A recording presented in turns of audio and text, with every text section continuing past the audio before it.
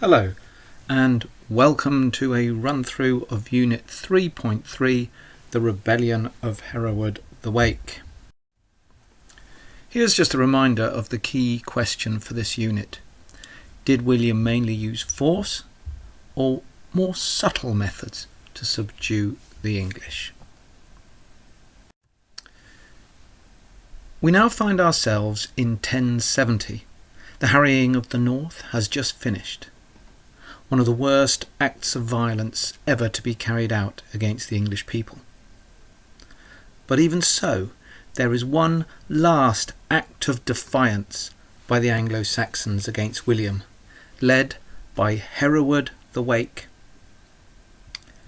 Hereward has become something of a cult hero, the brave Anglo-Saxon terribly wronged by the Normans, fighting for revenge against all the odds. The story, most of which is more legend than fact, goes that Hereward had been in exile and returned to his house to find that his brother had been murdered by the Normans, his severed head displayed above the front door. Hereward storms inside and massacred single-handedly many of the Normans there. Hereward then leads an uprising in the Fens in East Anglia, an area at the time which was mainly marshland and often flooded.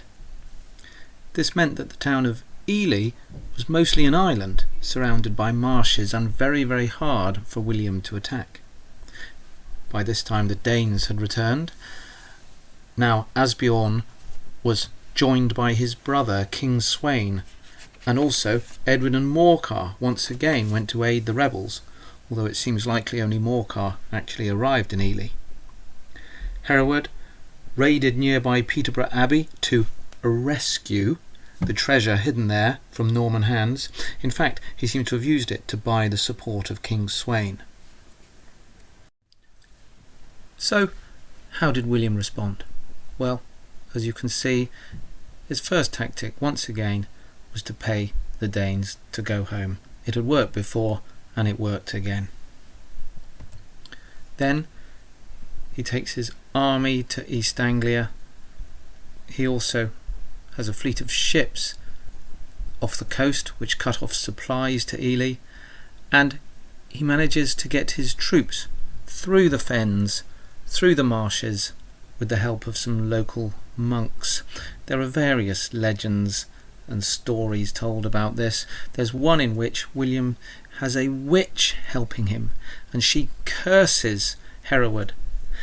In fact, the story goes that she blew the curses out of her backside. Charming. Whatever the truth of the matter, Hereward's forces finally surrender, and William is incredibly harsh to the rebels. Those that he actually allows to go free, he ensures that his soldiers cut their hands off and put their eyes out before he does so.